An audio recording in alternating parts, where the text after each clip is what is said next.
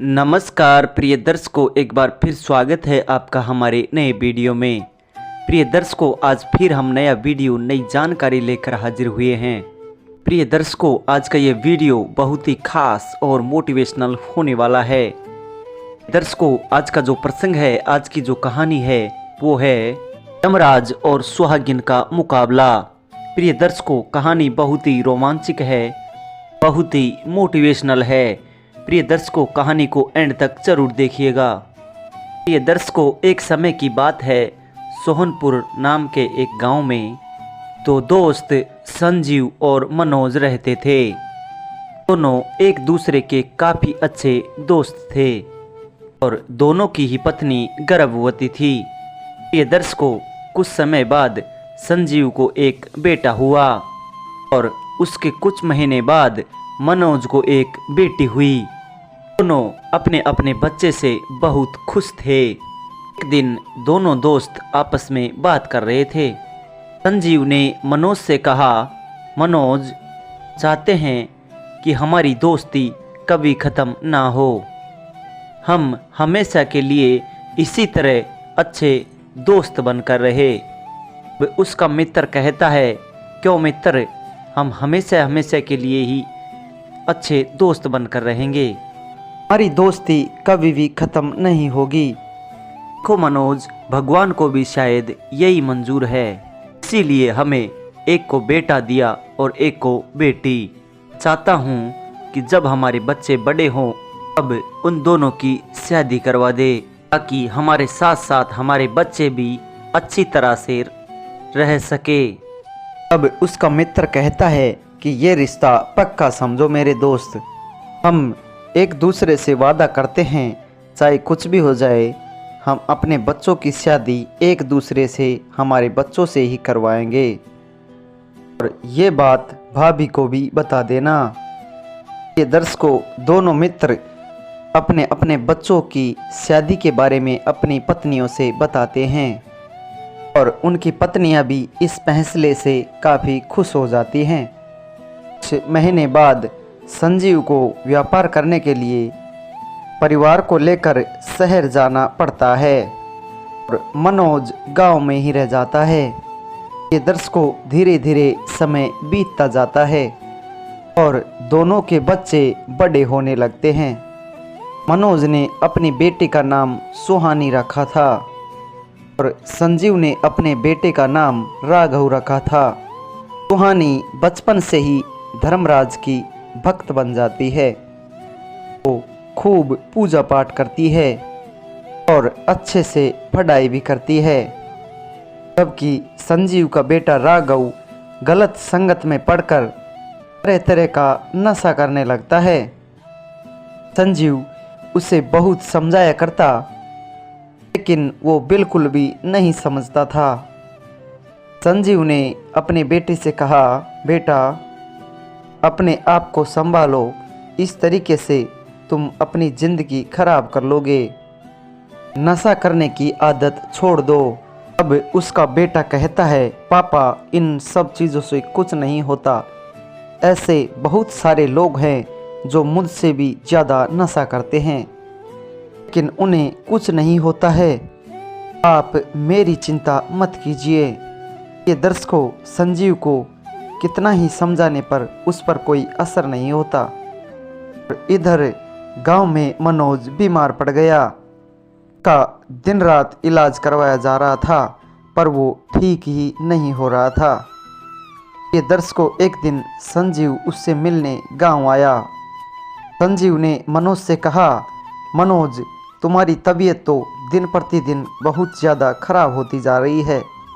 उसका मित्र कहता है, हाँ संजीव, अब लगता है मैं ज़्यादा दिनों तक नहीं जी पाऊँगा। संजीव, तुम्हें अपना वादा याद है ना? हमने एक दूसरे से वादा किया था बच्चों की शादी करने के लिए। उसका दोस्त कहता है, हाँ दोस्त, मैं कैसे उसको भूल सकता हूँ, दोनों का विवाह हम निश्चय ही करवाएंगे।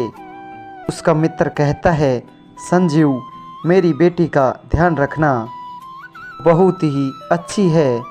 प्रिय दर्शकों, संजीव मनोज से मिलकर वापस घर लौट आता है। और कुछ दिनों के बाद मनोज का देहांत हो जाता है। मनोज मर जाता है और संजीव का बेटा राघव बहुत बीमार पड़ जाता है। अब उसे डॉक्टर के पास ले जाते हैं। डॉक्टर उसकी जांच करने के बाद संजीव से कहते हैं, डॉक्टर कहता है कि आपके बेटे को एक जानलेवा बीमारी हो गई है, आप इसकी अच्छे से देखभाल कीजिए, अब ये कुछ ही महीनों का मेहमान है। दर्शकों, ये बात जानकर संजीव और उसकी पत्नी के पैरों तले से जमीन खिसकने लगी और दोनों बहुत ज़्यादा दुखी हो जाते हैं। तब संजीव अपनी पत्नी से कहता है, मैंने अपने दोस्त मनोज से एक वादा किया था कि उसकी बेटी का विवाह अपने बेटे से करवाऊंगा, लेकिन अब तो इस बेटे की जिंदगी का कोई ठिकाना ही नहीं है। अब संजीव की पत्नी कहती है, आप जाकर मनोज की पत्नी को सब बताइए, हम जानबूझकर किसी की जिंदगी खराब नहीं कर सकते और वो भी हमारी बेटी के ही समान है। दर्शकों, संजीव गांव आकर मनोज की पत्नी से मिलता है और अपने बेटे की बीमारी के बारे में सारी बात बता देता है। लेकिन तभी मनोज की बेटी सुहानी कहती है, चाचा जी, मेरे पिताजी की हमेशा से यही इच्छा थी कि मैं आपकी बहू बनूं, इसीलिए मैं भी मन ही मन सब दिन यही सोचती रहती हूँ।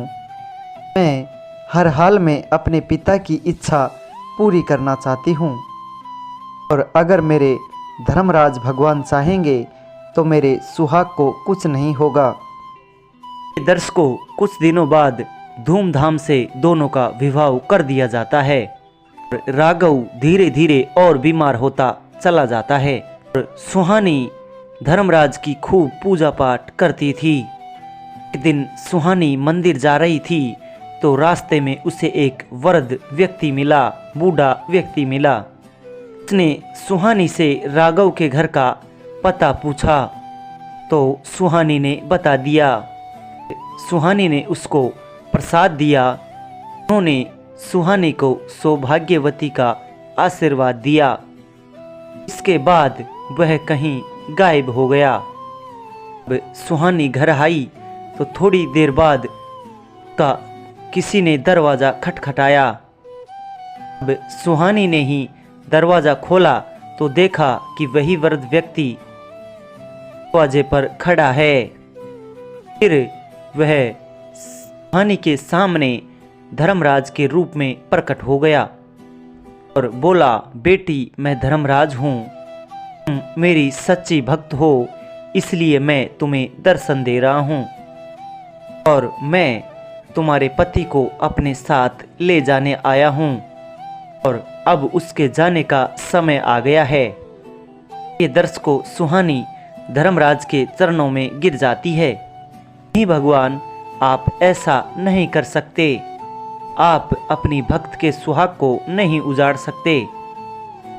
धर्मराज कहता है कि हे बेटी, जिसके जाने का अंत आ जाता है, जिसके जाने का वक्त आ जाता है, उसे जाना ही पड़ता है। से भी हर किसी को एक न एक दिन तो मृत्यु प्राप्त होनी है। लेकिन भगवान, आपने मुझे स्वयं सौभाग्यवती का आशीर्वाद दिया है, तो क्या वो आशीर्वाद झूठा था?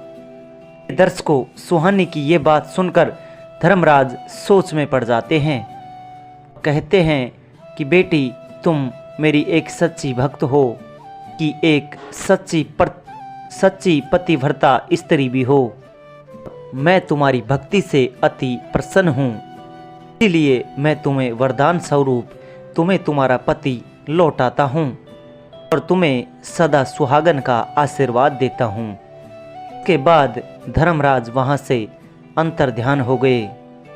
चमत्कार की तरह सुहानी का पति राघव एकदम से स्वस्थ हो गया और सभी बहुत खुश हो गए। धीरे धीरे राघव ने अब नशा करना भी छोड़ दिया और वो चैन से अपनी जिंदगी जीने लगे। प्रिय दर्शकों, ये कहानी यहाँ पर समाप्त होती है। हम उम्मीद करते हैं आज की ये कहानी आपको बेहद पसंद आई होगी। दर्शकों, अगर हमारा वीडियो आपको अच्छा लगा है तो लाइक शेयर कमेंट करके ज़रूर बताइए, और साथ ही जो लोग हमसे नए जुड़े हैं वो हमारे चैनल को सब्सक्राइब कर ले, ताकि हमारा आने वाला हर वीडियो पहले आप लोगों तक पहुंच सके। प्रिय दर्शकों, मिलते हैं जल्दी नए वीडियो में। जी नमस्कार, धन्यवाद।